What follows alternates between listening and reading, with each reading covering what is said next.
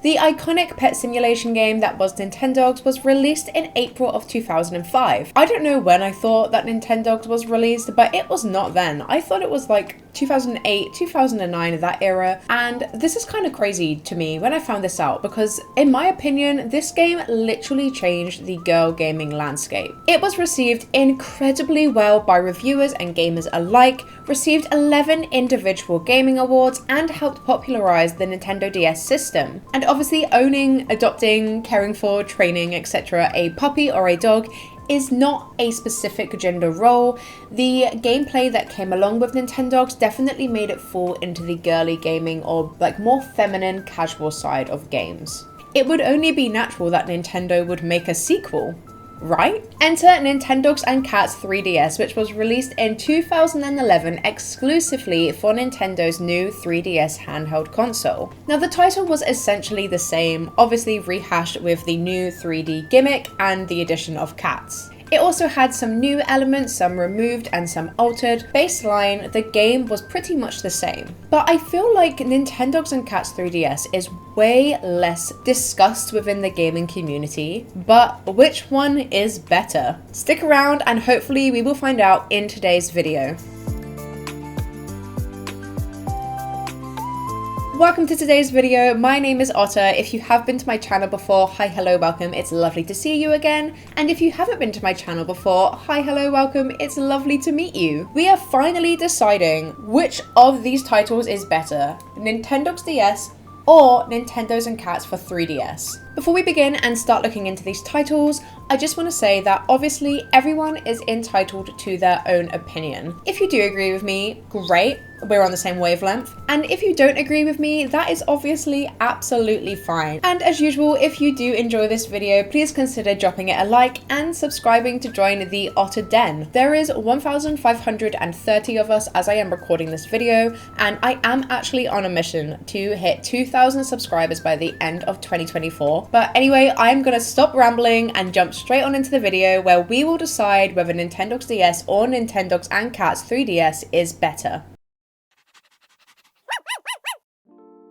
So on researching the games, I sort of separated the content of them into 7 different sections. At the end of each of these sections, I will reveal which one gets a point for me. So what's a better place to start than right at the very beginning? For this video, I actually repurchased a secondhand copy of Labrador and Friends for DS. I used to have this title when I was younger. I'm not sure where it went. So because I bought myself a new copy of the game, we were able to fully experience the adoption and opening for ourselves. On my 3DS copy, I was so attached to my dogs. I didn't have it in me to erase my save file so we could like experience the whole game from the beginning. For this title, we are going to be using a playthrough that I found on YouTube. The OG Nintendogs opening is really fun.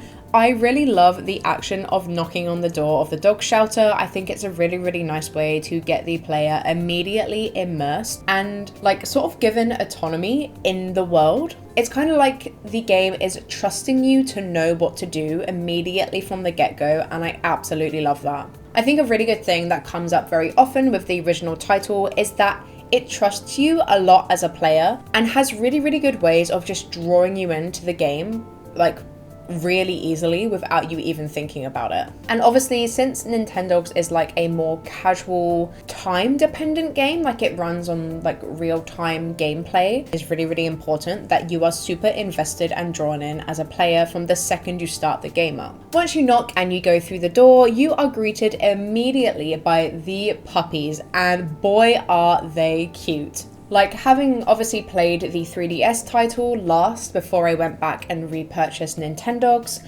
I was actually kind of shocked at how good the dogs actually did look.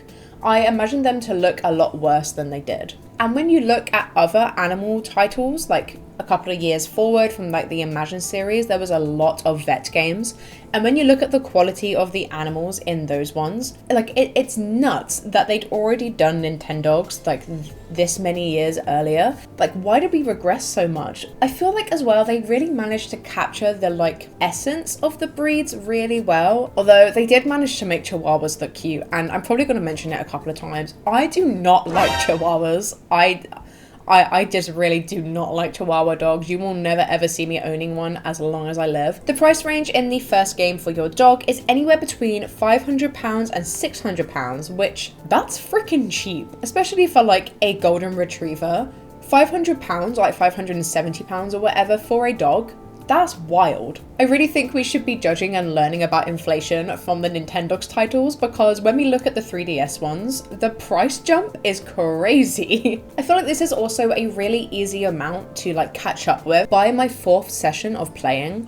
I don't know if I'm just like cracked at the disc competition. I already had my second dog, Merlin, by my 4th session. The style, gender, and personality of the puppies are randomized every time you select a breed, which one thing that does kind of grind my gears with this is that when you're switching through different breeds, like if you just want to look at the different breeds, if you get attached to one or you like the way that one looks specifically, you're gonna lose it when you exit to look at the freaking Beagles or Dalmatians or whatever. The 3DS opening for me is a little bit less immersive. It kind of like throws you into the gameplay immediately. It doesn't have the knocking on the door gimmick, but I do think that the increased graphical quality and refinement of the selection process as a whole kind of makes up for this. Again, the puppies are just ridiculously cute. Whoever was on puppy design on this title literally must have had the best time, and I envy them so much. And they're really, really accurate this time. And this time, as I mentioned, the dogs are £1,000 and above. This is £1,000 or above for a dog. Once again, the game randomizes the dogs, but you actually get to select the coat color, as well as the breed, and then sometimes like the pattern of the coat. And what I really like about this one, which kind of seems pointless, but there is a randomize, like surprise me button at the bottom, which just gives you a random selection of 3 dogs, which may or may not like vary from the other options that you're given. I feel like adds a nice realism into the mix, because when you go to adopt a dog, like especially at a rescue center, you're just going to go and have a look and see what dogs are there, because they could literally look like anything. Obviously, with the 3DS title, you can also adopt cats, but you can't adopt them from the get-go, which if you're getting the game and you're excited about the cats element of it, it's kind of disappointing, because I remember first playing it and being like, oh, where are the cats? Did they forget to put the cats in? Can I not adopt a cat yet? Cats can't be monetized like through competitions like the dogs can, so if you could adopt a cat off the get-go, it wouldn't make sense, because then you wouldn't be able to make money off of them. So this was a tough choice for me to choose between these 2 titles, as I feel like they both have strengths in different areas and are both a fun experience in different ways, but I think I'm leaning more towards the 3DS for this one. As much as I feel like it kind of chucks you into the game without any sort of like immersing, the quality of the puppies and like the vibe of the adoption center as a whole is just so much more appealing to me in the 3DS. Even the fact that they didn't even have music for the adoption center in the original game feels like a more like welcoming introduction to the game. So we're gonna give a point to 3DS for this one. A real main part of this title is the dogs. It's the essence, heart, soul of the game. You can't have Nintendogs without the dogs. In both cases, they're both really well designed and have a good selection of breeds, even though one has more than the other. And I think they chose the breeds really, really well. Like, they thought smart about this and chose specific breeds that like generically appeal to different types of people. Like I mentioned, I was not a Chihuahua girl, but I was a Labrador girl. I would like to see which one sold less. I definitely feel like it's gonna be Labrador. I knew a friend who had the Chihuahua copy and I had Labrador. I never actually met anyone who had Dachshund. In terms of breeds for the original, we have 19 in total that appear selectively across all 3 titles, but are able to be unlocked in all 3. We have the Dachshund, the Chihuahua, the Labrador Retriever, Pug, Yorkshire Terrier, Miniature Pinscher, Shih Tzu, King Charles Cavalier Spaniel, The King Charles Cavalier Spaniel. Of course it is. Toy Poodle, Beagle, Shetland Sheepdog, Miniature I'm pretty sure it's Schnauzer, Golden Retriever, Boxer, Corgi, Husky, German Shepherd, Shiba Inu, and Dalmatian. And then the Jack Russell was able to be unlocked further down the line. For 3DS, we were given French Bulldog and Friends, Toy Poodle Friends, and Golden Retriever and Friends. For breeds, there's many returning, but then they also added some new ones. Golden Retriever, French Bulldog, Toy Poodle, Schnauzer, Beagle, Pug, German Shepherd, Yorkshire Terrier, the King Charles Cavalier Spaniel, Husky, Chihuahua, Dalmatian, Shih Tzu, Jack Russell, Corgi, Miniature Pinscher, Shiba Inu, Basset Hound, Rogue Choice but cute, Maltese, Cocker Spaniel, Great Dane, Pomeranian, and Bull Terrier. I am really surprised that the French Bulldog was not included in the original, given how much of like an iconic dog the French Bulldog is. There also is a robo or like robot pup in this title, but we'll talk about that a bit later. The 3DS had the inclusion of cats. They are also very cute and very lovable, but they had a weird selection of not even breeds, they just had 3 different types of cats. So they had short hair cats, long hair cats, and then oriental cats. It's not like there isn't cat breeds out there. And they're also so much cheaper than the dogs as well. Like they're literally like £700, whereas the dogs are like $1,000. And it's also super cute when they like interact with the other animals that you have in your home, when they play with the other dogs. That just really like tugs at my heartstrings. I love it. The graphical design of both dogs and then obviously the cats is really good in both titles. And as I mentioned, they are both really cute and have a great selection of breeds. I really think that 3DS just did hit it out the park this time. I feel like if you are a dog person specifically, 3DS, like cats and Nintendogs, is not going to appeal to you probably as much as the original title does. The new renders and animations of the dogs, like they literally made them so much more lifelike for 3DS. It would be silly of me to not give this point to 3DS. There are some obvious variants in design and overall vibes for both of these titles. If you have played both or you've played one or the other, you obviously have a really good idea in your mind of the not so much visual look of the game, but like the vibes and feeling of the game. The interface for the original DS game is really simple but very effective. It has a neutral design, but also very colourful and appealing to me, and I feel like it's aged very well. In terms of interface, getting around in the game, you have your like main screen, which features your 3 puppies, and then there is a big button in the middle that you press to interact with your pet. From here, you can also click to view further details on your dog, like their stats, tricks, competition results. You can also save your game and reach the supplies list. I like the categorization of the supplies in this title, as they've removed this for 3DS, which really confused me. Like, why would you do that? If you already have them separated and organized, I don't know why you would then remove that.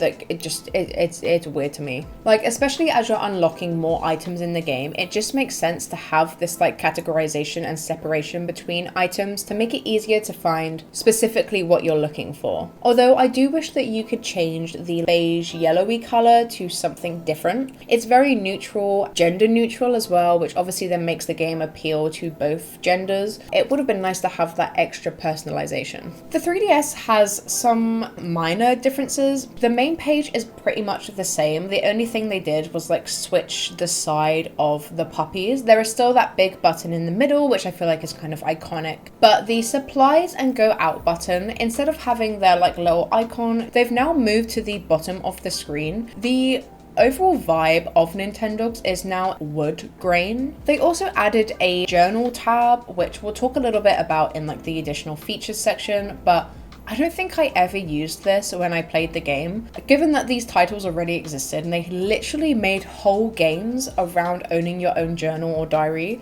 why did it feel necessary to add this for Nintendogs? And as much as I complained about the more like natural, neutral wood theming that they've gone for, I don't hate it, I do enjoy it, and it does give a real nice, calm, zen vibe. And I guess at the time it modernized it, but also then kept it gender neutral. I just prefer the original. I feel like maybe it's nostalgia talking. I like the pops of color whilst also being able to keep the game neutral. And with that being said, I think it's obvious that the point for this section goes to the original title, Nintendogs. I really prefer the separation and organization of different supplies, especially as you start unlocking more and more items in the game. It just makes it a lot easier to play with. I always thought my competitive streak came from just experiencing life with my families. We are also competitive, but I remember as a kid when my dog would lose a frisbee match, I did used to cry and get like so frustrated over the fact that my dog would not catch the frisbee. I really loved the frisbee event, and I also loved the obstacle course. This was one of my favorite things. I'm not sure what it was about it, and yes, I would rage when things didn't go my way, but I still loved it very much. Then obviously was the obedience trial course thing, but I think we all know using the mic for this game is not a 10 out of 10 experience. The fact that the obedience trial specifically relied on your mic and your voice did not make it very fun for me, so I didn't entertain this part of the game very much. For 3DS, there was some interesting creative choices made. So we kept the disc throwing frisbee catching competition. It did have some added elements, so they added in sand patches in like new designs and patterns. Also has like these highlighted areas where if your dog catches the frisbee in them, you get extra points. For some unknown, ungodly reason, they removed the obstacle course from this title, and honestly it broke my heart a little bit when I found out about this and saw what they replaced it with. I don't know why, like what made them remove it. I would like to know these like specific decisions as to why they decided to switch from the obstacle course to the bait chasing course that they added.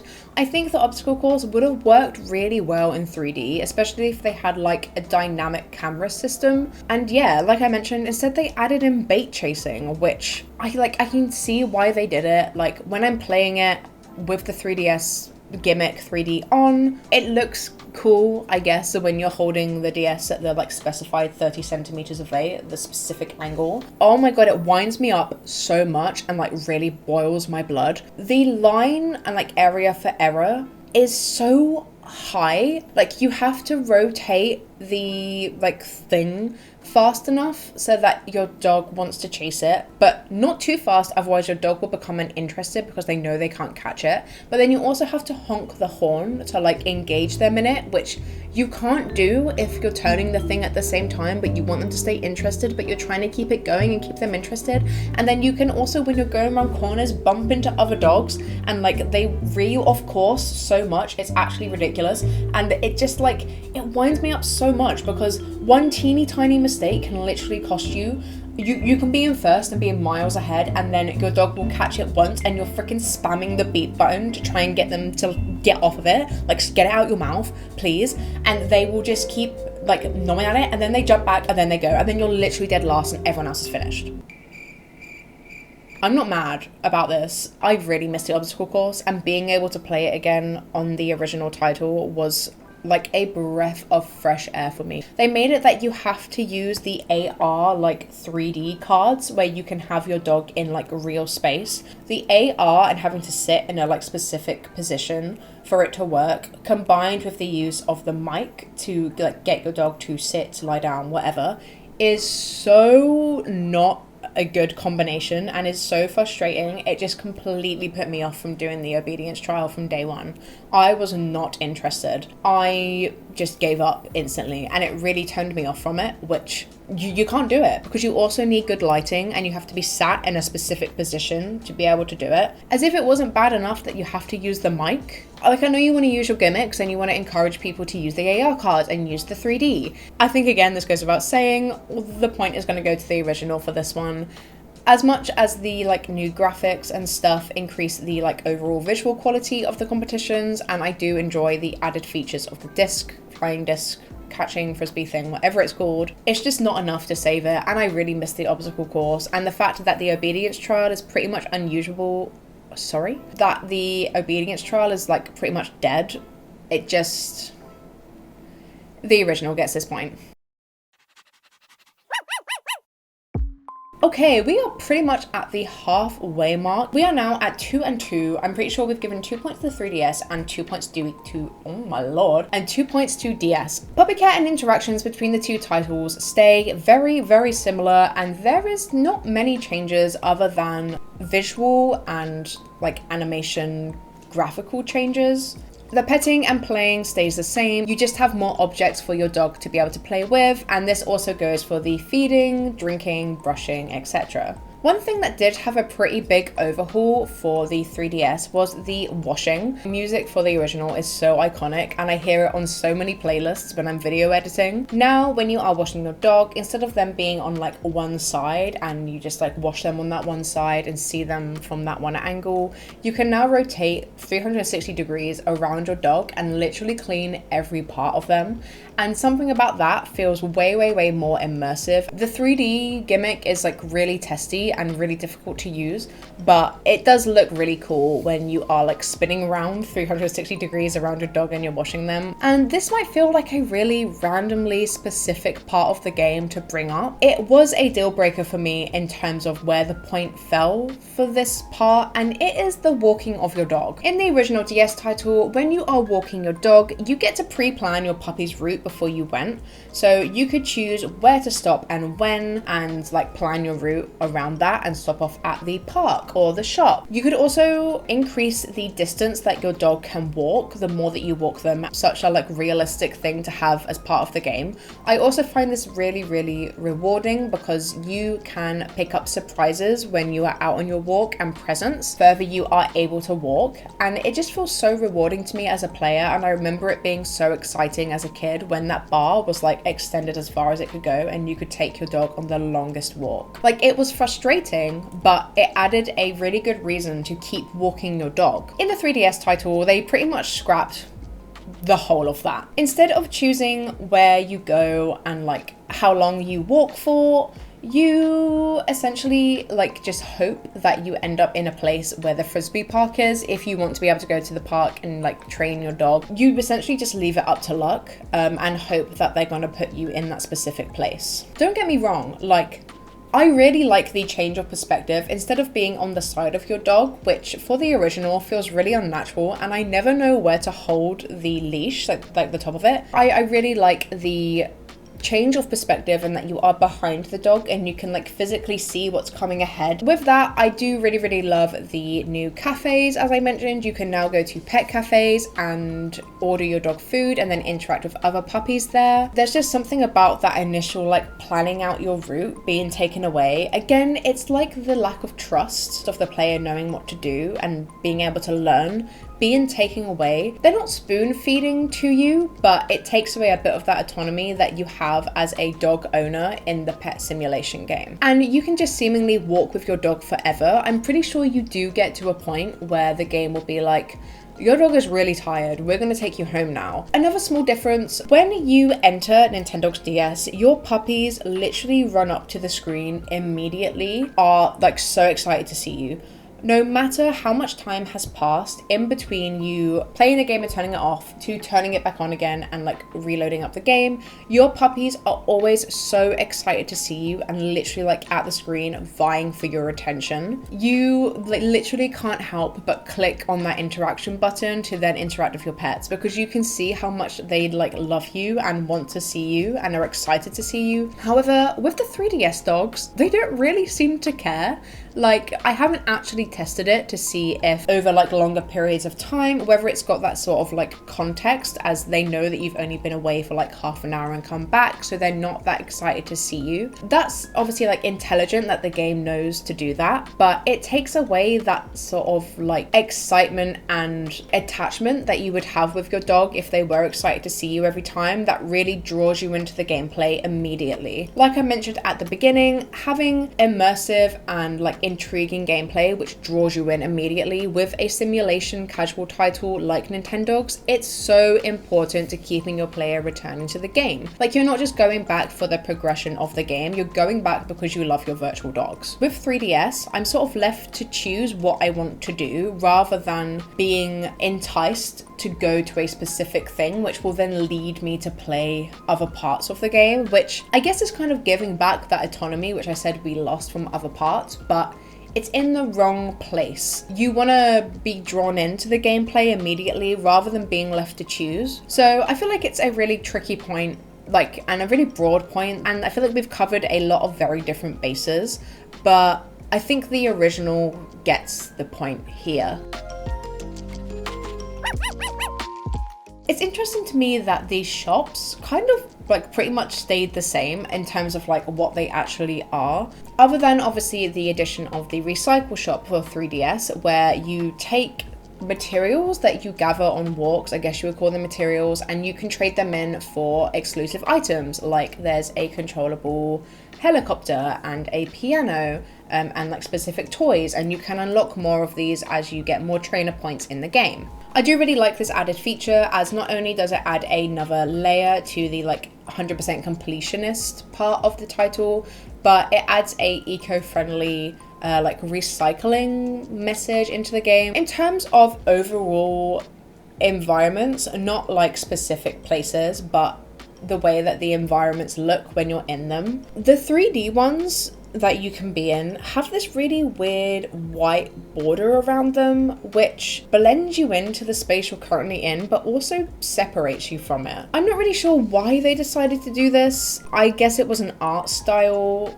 a creative choice. For me, it really breaks up the immersiveness that the game builds up so well in the gameplay. Seeing this constant white border just reminds me that I'm playing a game and it's not real. Visually, when I envision my character and myself in the game, I am in that white space that doesn't exist. I guess I'm probably thinking too far into it, but I don't know, it just separates me from the immersiveness that they've made. Most spaces that you can enter as well, like the shops, are 2D. I feel would have been a negative point, but the detail and vibe of the images that you see on the touchscreen help them actually feel realistic, and you can kind of in your imagination immerse yourself in those environments because of how detailed they are. Something that breaks up the immersiveness and realism, I guess, of the Nintendo DS environments, other than the weird white border, is that you literally never see another human being ever. You do not see a 3D human being in this entire game, which I feel was maybe a blessing in that they probably might have looked really freaking creepy, but you never see a hand, a leg, a foot, a body, other than the fact that you interact with them verbally and know who they are, or the fact that you see Ted and Archie, who run the competitions. You see them visually and what they look like, but you don't actually see them as people. There's something about that which, when you think about it, it makes the Nintendogs world feel so cold and lonely. Obviously the puppies are cute and they're the main thing and they're the main focus of what you interact with, but I don't know, when you think about that, you literally never see a human being in this weird white void environment that you're in. It feels really liminal and makes me feel a little bit uncomfortable, not gonna lie. I think obviously given what I've just said, it goes without saying that I much prefer the 3DS environments. They are much more alive and feel more immersive because they've taken away that white border, which I would never really understand why they did that. Even the shops themselves have a physical space now, which you can interact with a me who is a shop owner, and you can actually see your puppies in the space interacting and stood there while you are shopping. I guess you would think that the me's and the inclusion of a cartoony visual space would actually break up the immersiveness, but I think the sort of meta text of that, you know that you're playing a game, but you can get immersed in that world.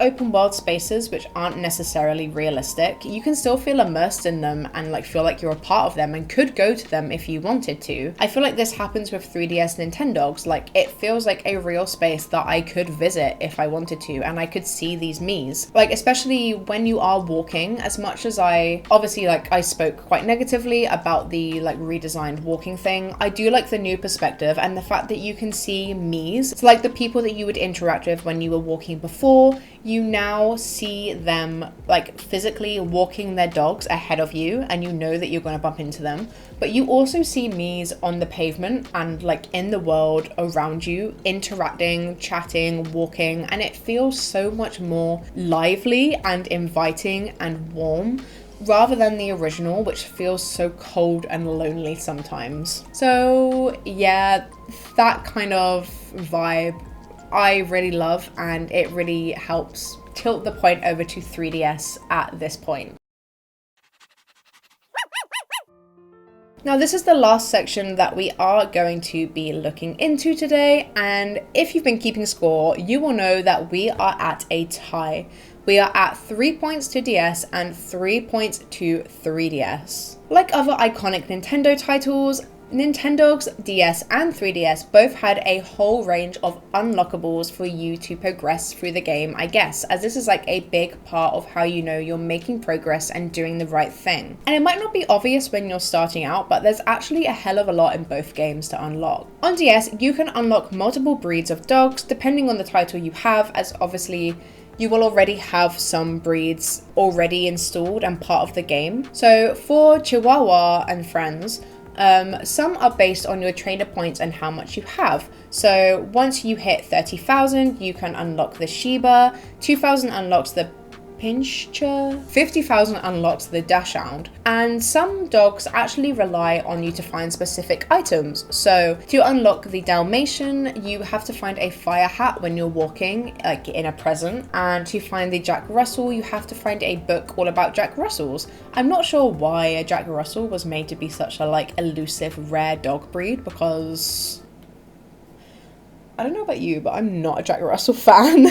But yeah, like I guess they're cute, I guess. As you are progressing and getting more trainer points as well as unlocking breeds, you can also unlock more rooms, and I'm not sure if this is the case because I couldn't find any confirmation online, but I'm pretty sure that your progression of trainer points helps you unlock more toys and items, accessories for your dogs to be able to use. In terms of rooms and like interior design spaces that you can buy, I didn't realize, but there's a space room and like a modern condo one and also a seaside one, and they all look really, really cute, and I can't believe I never got to the point in the game where I could buy these. 3DS is very, very similar in this context, but the content scales literally goes off the freaking charts. They added so much. I'm not even gonna like be able to talk about the amount of stuff that they added in comparison to the original, because there is so much.